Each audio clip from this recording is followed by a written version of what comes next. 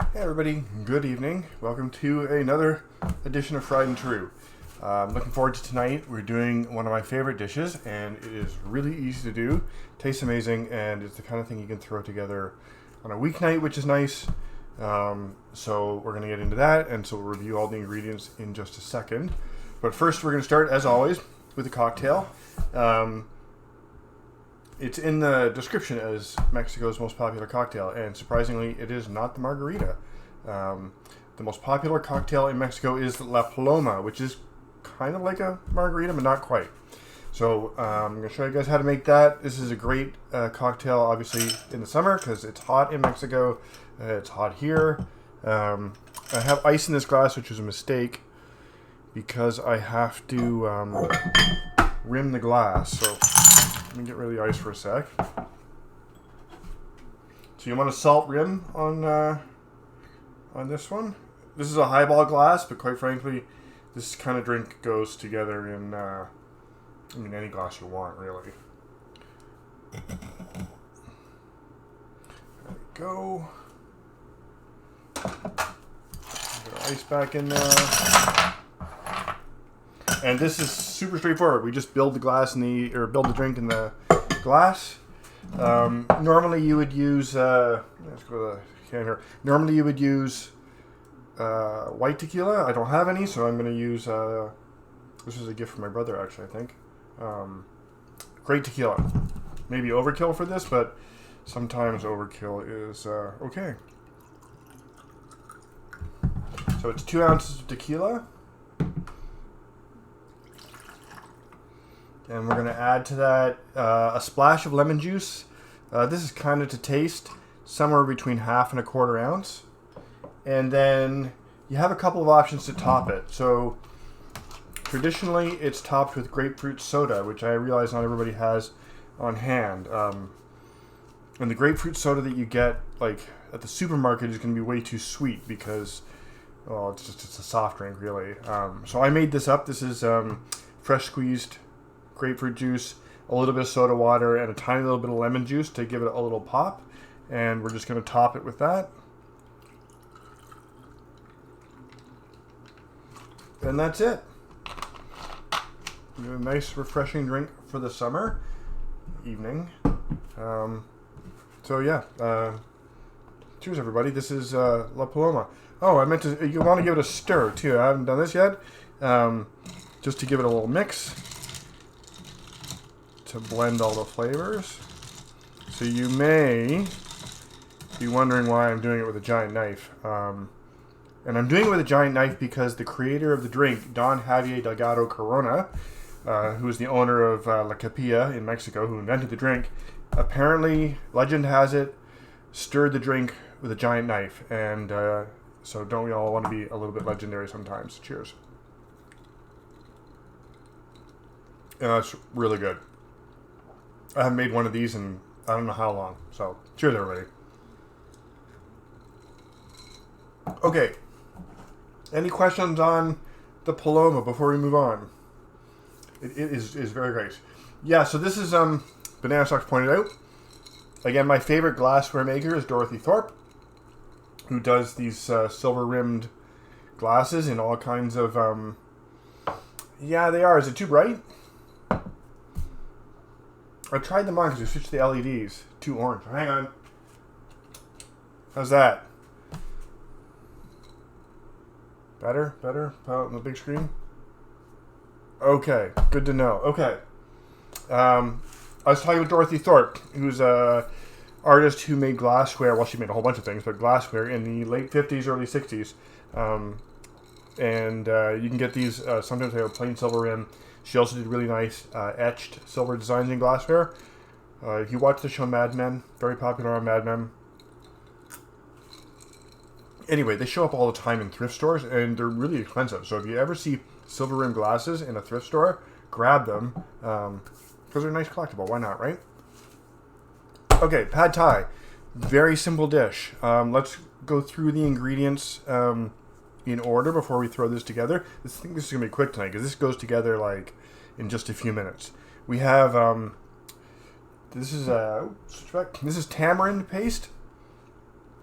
or tamarind concentrate. It's kind of the same thing. I get mine. Well, you can get it anywhere now. Like even Loblaws has this. So the nice thing about, maybe the only nice thing about Loblaws, is that since they bought TNT, and while they ruined TNT, they did create like a TNT section in each Loblaws, so you can get some of the more esoteric, specialized Asian ingredients. So tamarind concentrate. If you want to buy the pulp and go through the whole mess of making it yourself, you can do that. It's overkill, I think. This stuff works great, but you can do that too. It's too fussy for me. Also, excuse me, this keeps forever, so I always have this on hand. This is actually from a long time ago. Okay, so we got our tamarind paste, and we're going to talk about a couple of ingredients too. I'm going to do that right now. So let me switch just real quick. I want to show you guys. To start the show, we're doing a shrimp pad thai. And I wanted to talk just for a sec about cooking shrimp in other dishes. It's really important. So tonight it doesn't matter. We're just going to toss these and we're going to stir fry them. So it doesn't really matter what kind of shrimp I got. But in general, when you buy your shrimp, buy it with the shells on. Because, I don't know if Kingston's watching or not, but if you grow up as a wasp, you eat a ton of shrimp. Wasps love shrimp. They love it at cocktail parties. I've had shrimp cocktails till the end of time, and shrimp platters, and shrimp with the horseradish and ketchup dip. They love shrimp. And the way you make shrimp for that is you poach it generally, and then you let it cool, and you serve it like as an appetizer. So the reason you want to buy your shrimp with the shells on... Oh yeah, not the insects. Not the insects. The old white people. Yeah, so I'm not talking about the insects. I'm talking about, like... Well, wasps. Like old middle class, upper middle class white people, right? Anyway, the reason you buy it with the shells on is because if you're going to poach your shrimp and you're going to make do something else with it, even if you're going to let it cool and add it to a dish, because shrimp is quite often cooked apart from the dish. Because if you throw this in a dish, it overcooks so easily. It turns to rubber. If you've ever bought like a President's Choice shrimp ring or something like that, it's like little bits of little bits of rubbery yuckiness. It's not nice, and shrimp doesn't need to be that way.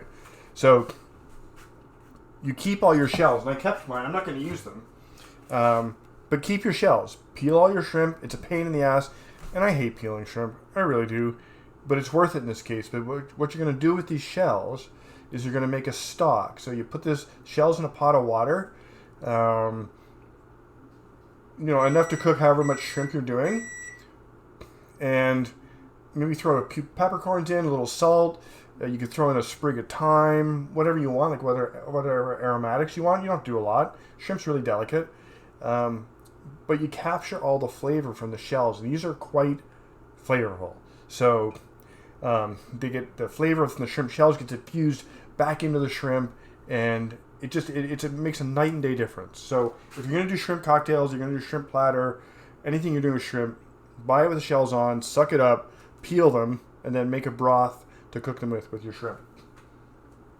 However, not doing that tonight. And if you really don't like somebody, you can hide the shells in their apartment in a corner near a heater.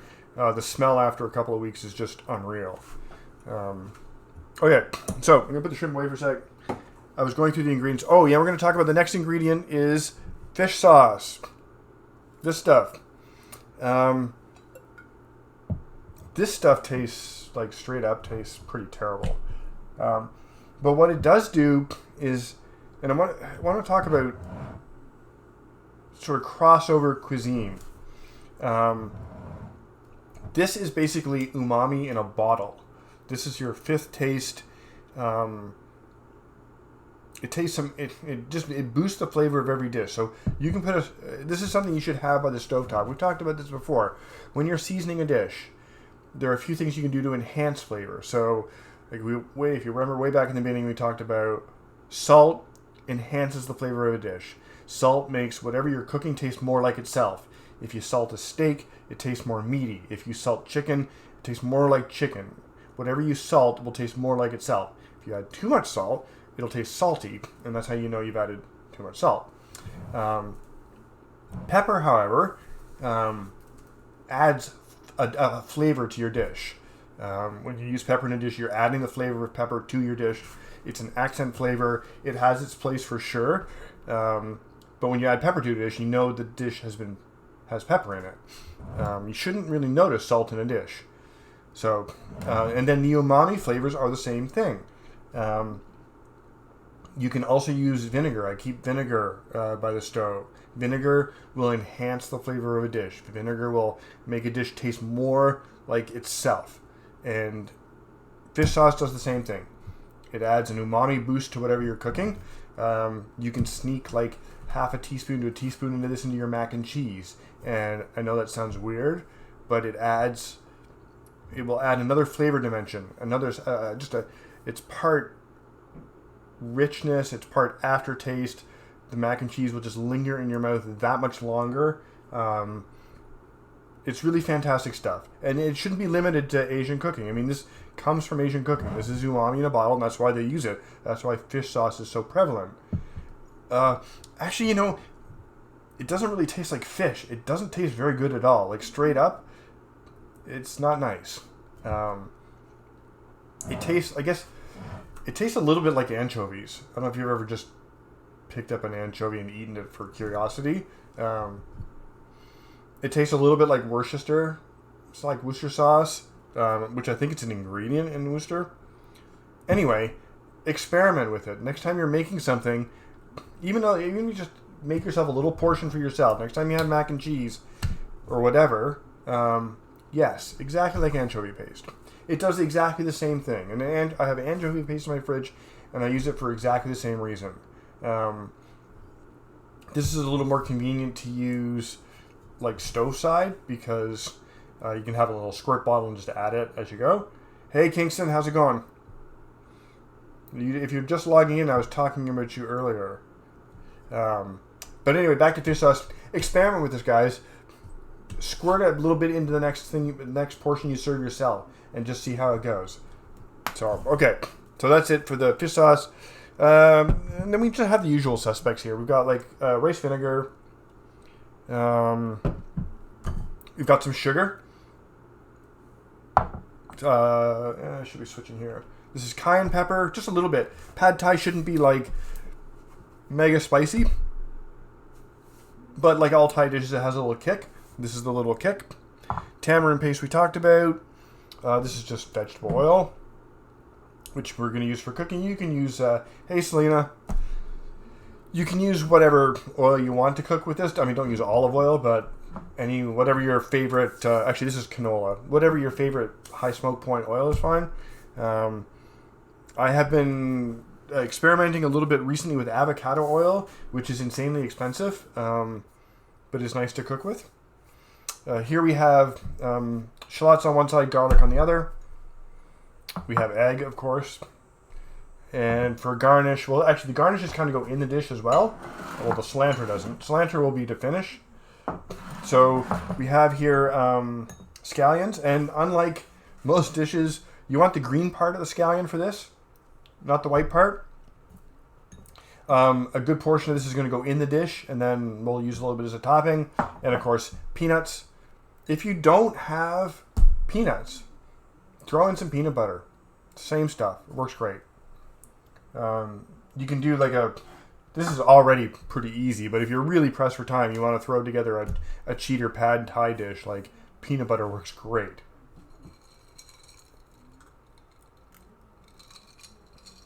Any questions on ingredients? I think we've covered them all. We have. All right. So before I start cooking this, does anybody have any questions before we proceed? That was a little bit redundant. So we've got our favorite super hot stove here. We have so you want to do this if you can in a non-stick thing. This is a non-stick wok. And I'll tell you guys, if you ever need to buy non-stick cookware, buy it at an Asian supermarket. I don't know what the coating is Oh, the noodles. Yeah, I'll get to the noodles in a sec. I don't know what the coating is on this, but it is absolutely bulletproof. I've used metal in this.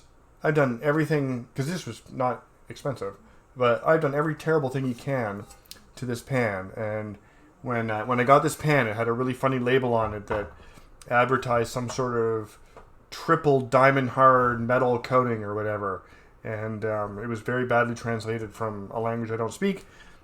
And they were right. I don't. It's awesome. So we're gonna non-stick is good for this dish, guys. One of the few cases non-stick is better. But here we go. And the noodles, yeah. So the noodles are this is just straight up Thai rice noodles. They need to be softened a little bit in water before you just in like warm tap water before you can throw them in the dish. Each size has a different soaking time. So this is like a rice vermicelli. It's about right for this dish. Don't go like don't go any thinner than this. For pad thai, yeah, you can get like the rice stick noodles and stuff like that. The really, really fine, the glass noodles. Don't use those. They're just way too thin for this dish. They won't pick up the sauce properly. So if you can't find these, go thicker, not thinner. Okay. Now that's all the ingredients. So let's get this going.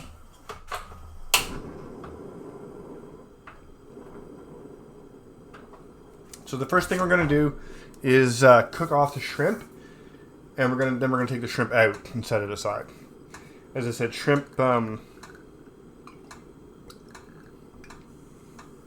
really easy to overcook. So be nice to your shrimp. Don't overcook them, because they'll get hard and rubbery. So I'm always really careful with my shrimp.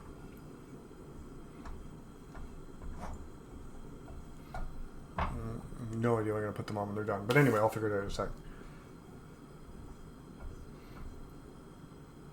And again, so we've talked about oil before too.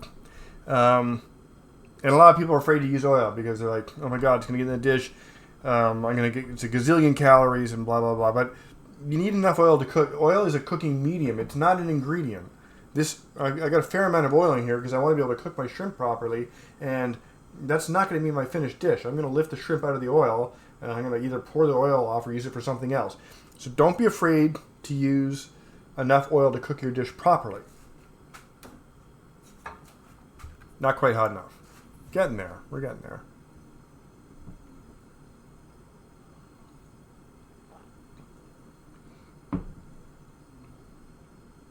Okay. Not quite.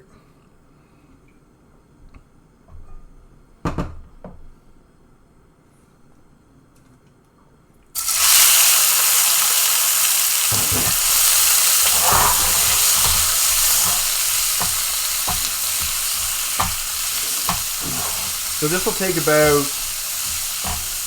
I would say, 3 minutes. Yes. So we're going to season a tiny little bit here. We're going to put a little bit of salt on these once they get a little bit of color.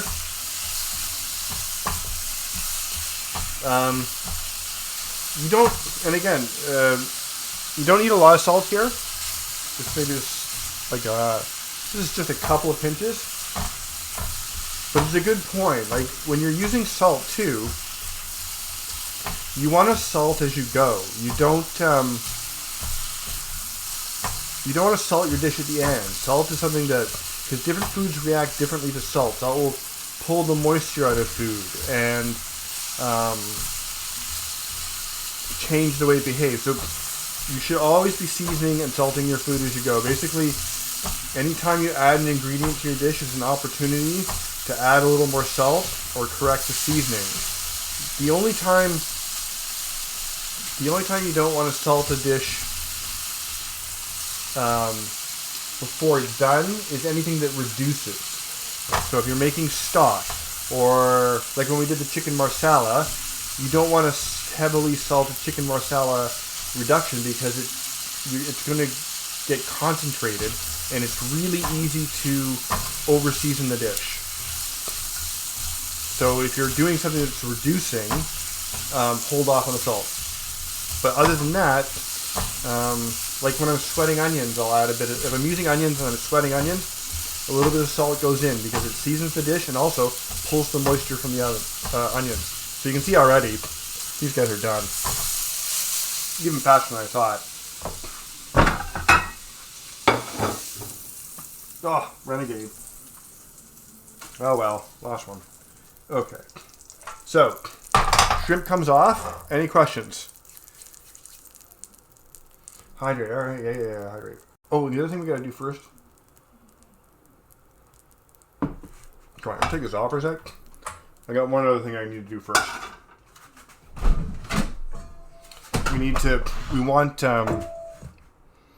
We want this tamarind all mixed together. So, in a bowl here, because once you start making this dish, and this is another reason to, as I said, I always cook like this with everything ready to go.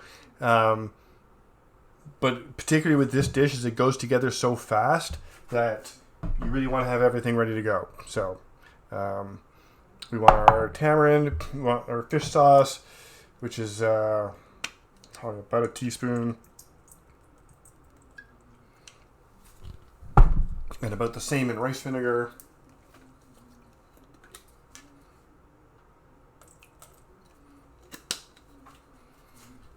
And our sugar. Oop. Cayenne. And just to kind of like bulk this out a bit so that it's a little easier to work with, we're going to add a bit of oil. Maybe a tablespoon of oil. By the way, this is portions for two, because there's two of us tonight.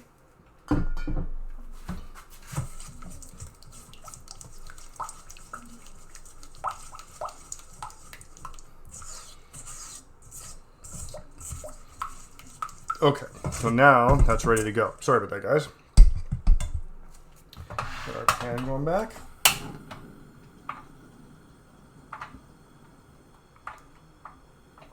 I'm going to try and slow this down just a little bit. So normally this dish cooks pretty fast. We can just use the same pan.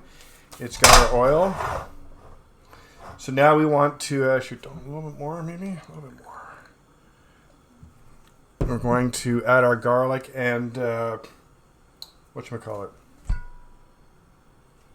Shallot.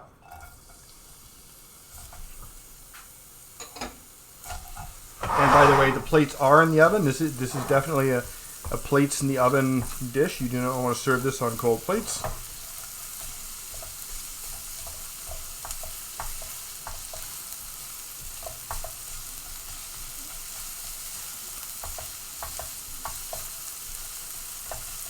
This is going to go fast now, guys. So any questions so far?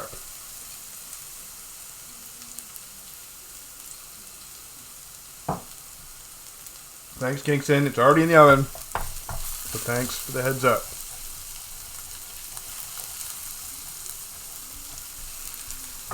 Too hot.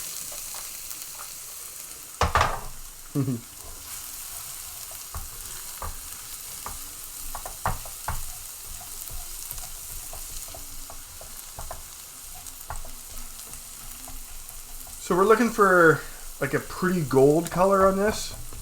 We're not quite there yet. Then after this, the egg's gonna go in for like, I don't know, like 30 seconds. You just wanna, you know, like what wet scrambled eggs look like. That's kind of where you want to be with the egg. We're almost there. Wow. As I said, once you have your ingredients together for this dish, it goes together really fast. Okay, so put our egg in there.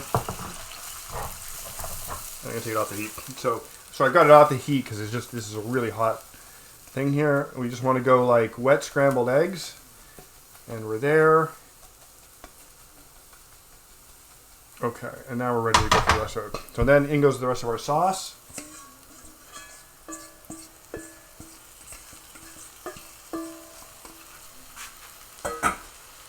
And our noodles. And so you really got to move these around. You want to get your noodles really well coated here. And this only takes a couple of minutes. This is probably like 2 or 3 minutes. You basically now want the heat back. Basically stir frying this up. And actually it really helps to have tongs. Tongs are a little better tossing this together. So you want to mix that egg in. You want to make sure all your noodles are coated. Hope you guys can see this. There we go. If your noodles aren't soft enough at this point, it's okay to throw in a little water and kind of steam it up, which I'm actually going to do. We could use just a little bit here.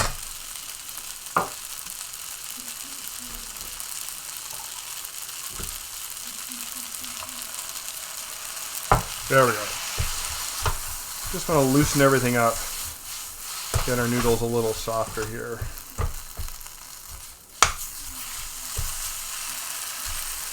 Oh, I'm sorry. I totally forgot. I owe you double drinks after. Sorry, I was just into the thing and then now I've made a mistake. So, tip of the week, tip for stream, always make sure your partner has a drink from the beginning. Yeah, I don't think so.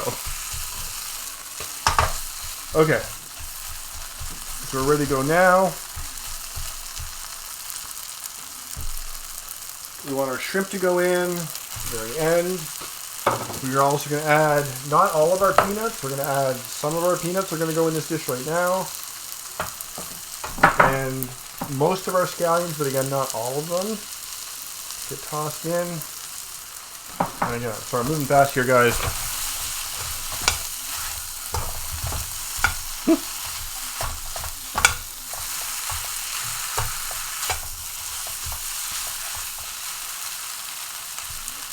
Oh, that's amazing, Kingston. I didn't know it was 6 years. I didn't know it was today. So, congratulations. Big shout out to Kingston. There we go. I knew there was a reason I hadn't made the cocktail.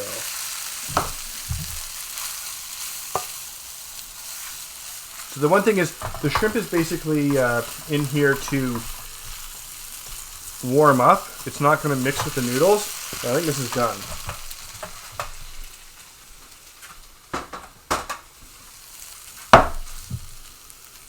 Oh God, it smells so good. Okay, so let me get this plated up, and at least I can get Banana Sock some dinner. Again, how long have we been? We've been doing this like 25 minutes. This is so fast. Oh yeah, the sauce goes a long way.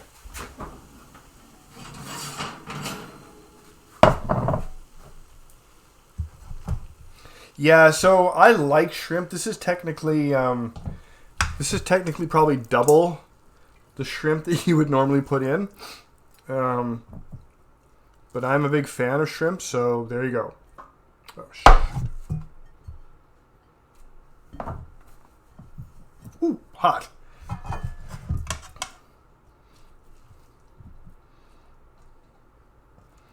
So yeah, in my mind, you can't have too many shrimp.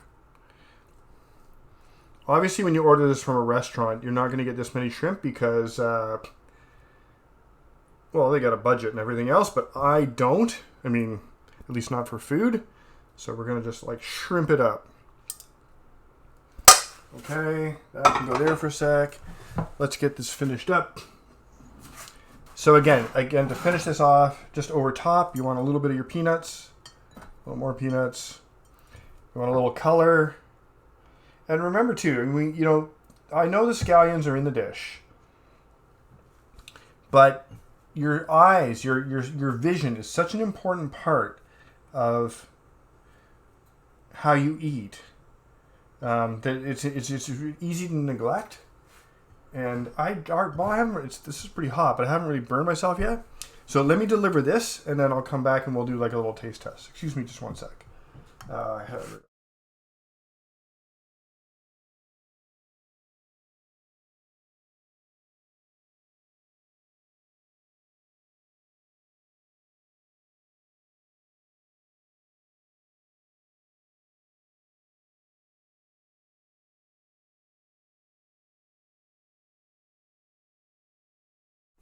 Okay, I am back. I'm going to put another one of these together.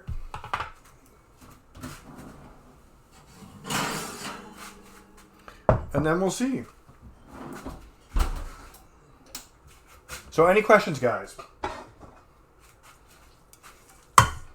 And I'm just going to top mine with Mongo shrimp there. Some peanuts, so the whole thing. Thankfully, I'm not allergic to peanuts, although I am allergic to just about everything else. The rest of the... Oh, all in one place. A little bit of coriander.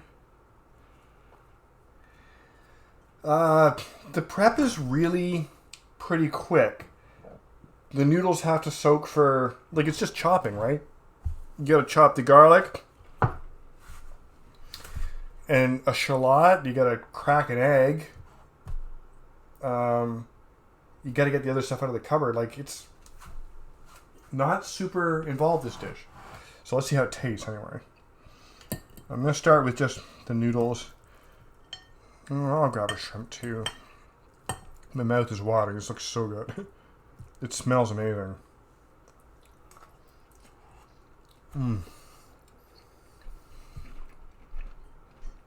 Yeah.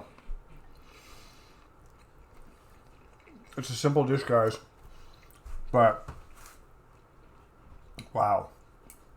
Camfish. Sorry. There we go.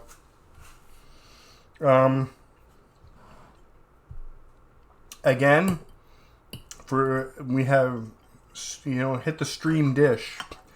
I don't think I've ever made it this good.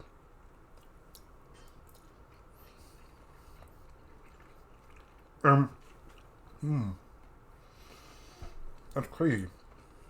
So, everybody's had pad thai. It's a popular takeout dish. You can get it in a restaurant. And I gotta tell you, Kingston, the prep is like not even 15 minutes. Like, I went through it really fast, but anybody can go through it pretty quick. As I said, just gathering the ingredients. And, it's not, you find this spicy? Maybe I made it too spicy. To me, this has kick, but it's not super spicy. But banana sauce apparently doesn't agree with me. Oh, I forgot the bean sprouts. Friesian, you're totally right. My bean sprouts are in a bag in the fridge. I left them in the fridge so they stayed crispy.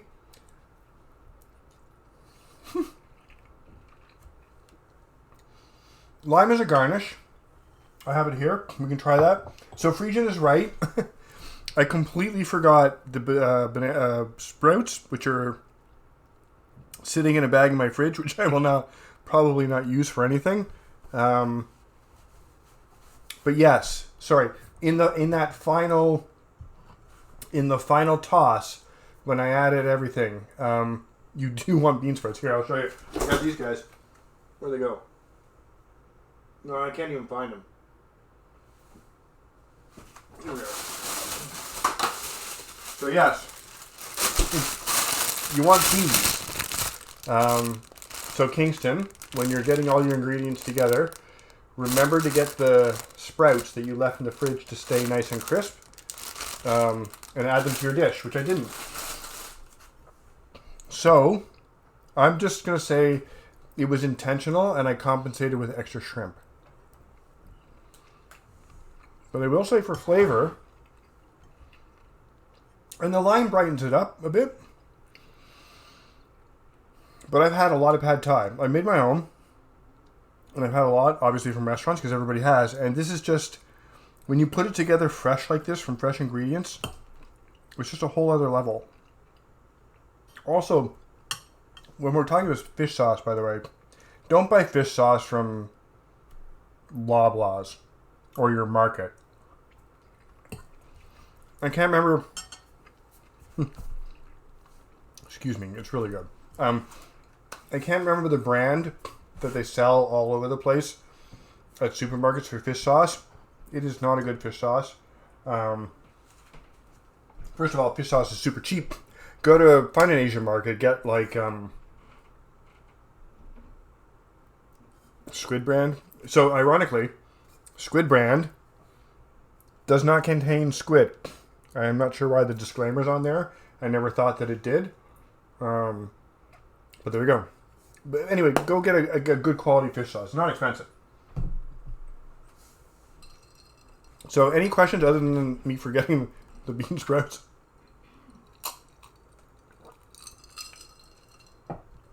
Okay, 2 seconds, guys. I am just going to grab a chair, actually. I'm still a little sore.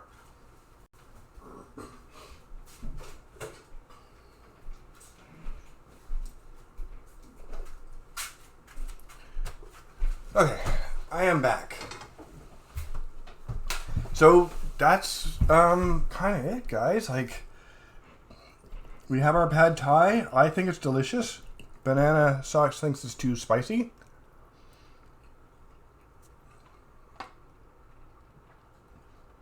They could be. Banana sprouts would be tiny trees. I would be interested to try them from a culinary experimental point of view. The shrimp is perfect. Really easy to overcook shrimp. So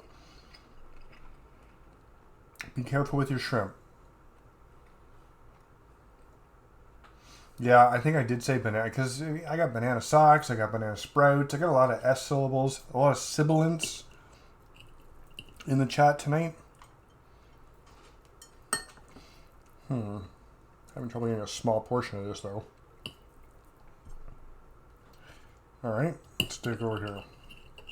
So, we are like way under time. I mean, not that I have a time limit for these things, but simple fast dish tonight, guys. Does anybody else have questions? This went quick.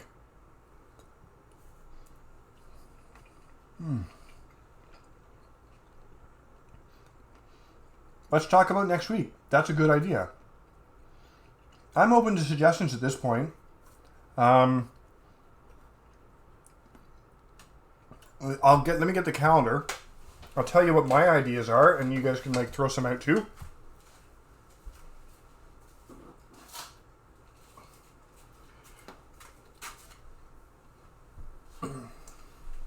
Yes, it's really good. I can do a non-alcoholic drink. Barbecue's tough to do in the house. That's the only thing. Like, I'd love, if I had a smoker, I'd love to do like a brisket for you guys or something. But it's just not practical in my apartment to have a smoker. I'm pretty sure Banana Socks would be upset if I did that.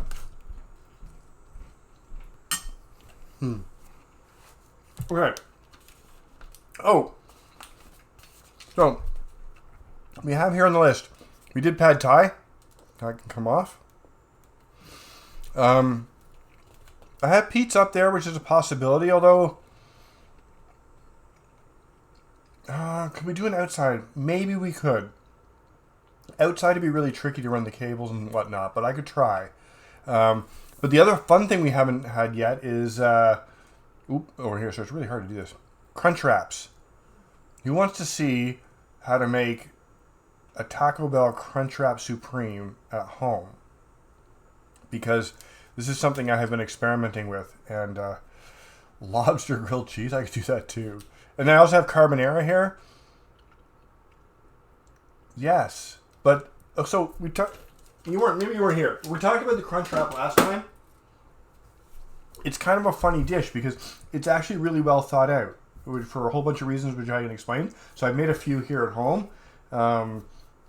It's really fun. If you have kids, they will just love it. And it's a fun dish to make. So maybe we'll do that next time. That could be fun.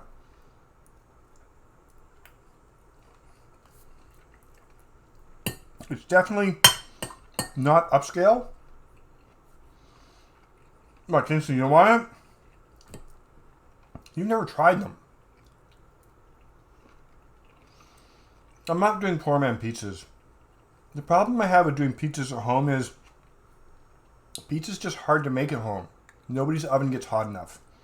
And so it's always a little bit disappointing. Lobster grilled cheese? Really? How about lobster mac and cheese?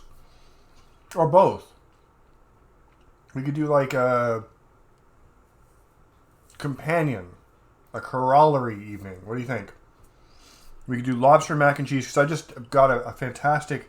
I was at the market, a little farmer's market, and I picked up a million different kinds of great cheeses that we could eat.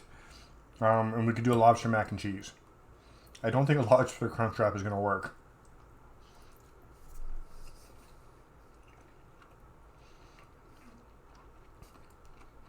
I could do risotto. We did risotto once already. I could do a spring vegetable risotto. Okay, well, here's the thing, guys. So let's talk about risotto for a second. Let me show you what I got. Speaking of the farmer's market. Because I've been dying to try this out. So we're at the farmer's market.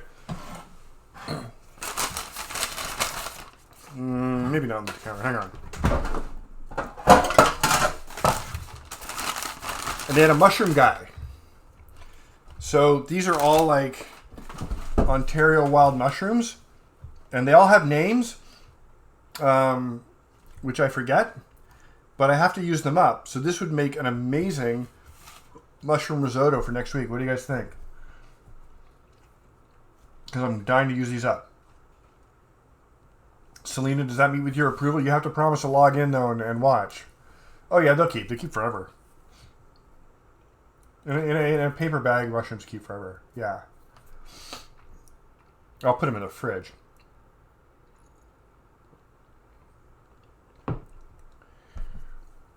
Yeah, I know, but that's what we got. So, I think I'm gonna make pad thai tomorrow for lunch. Sorry guys, excuse me for a sec. This is just, it's really good tonight. Really enjoying it.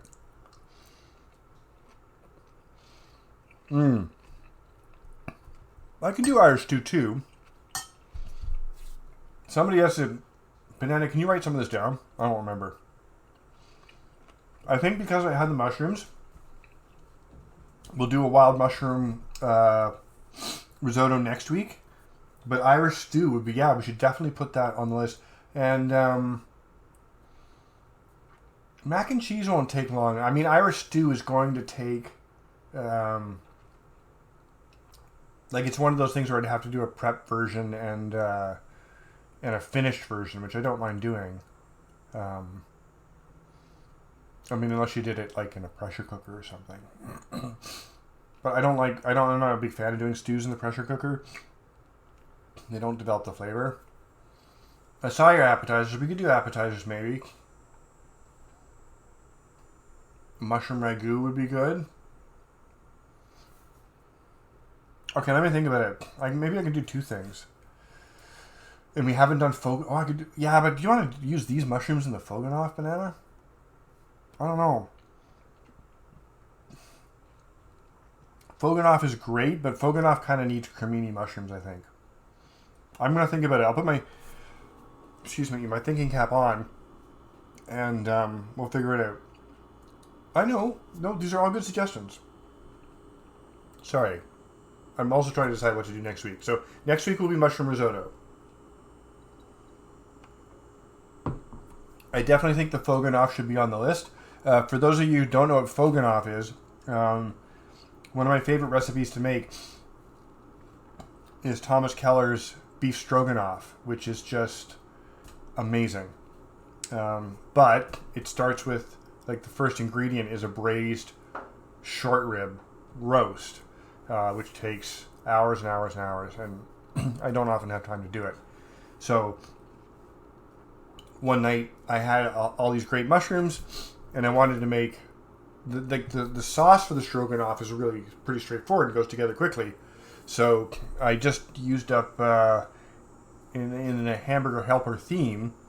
I just browned up some ground beef to sub in for the short ribs, and I threw egg noodles in, and just basically it was a one-pot meal with mushrooms and beef, and it was really good. Favorite side dish? I like asparagus a lot. There's an asparagus dish I do, which is like a roasted asparagus bundle. So you take 5 or 6 spears, and you put an anchovy and a sprig of rosemary in the middle, and then you tie it up with bacon. You just wrap bacon around the whole thing and throw it in the oven. I like that quite a bit. I don't know. I have to think about side dishes. Someone's going to have to give me ideas on appetizers. We could also do like an entire tapas menu because I love tapas style cooking and eating.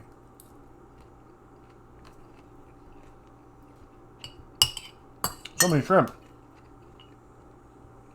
Oh yeah, mashed potatoes. We did the puree one, right? I'm pretty sure we did.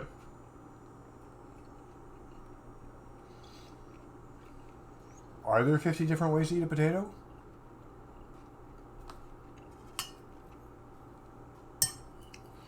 We could do potato fries in duck fat.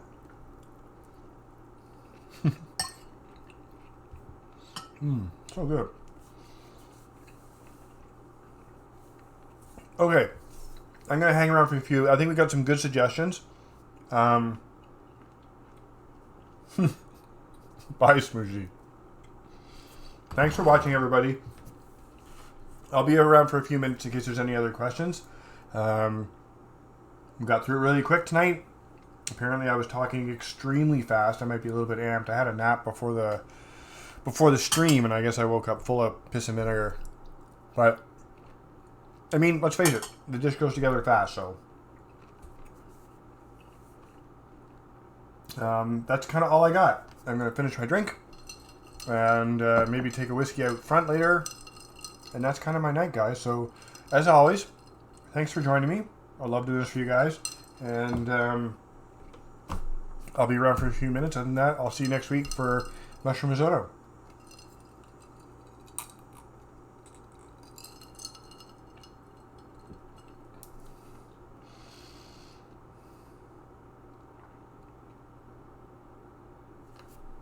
All right. Have a good night, guys.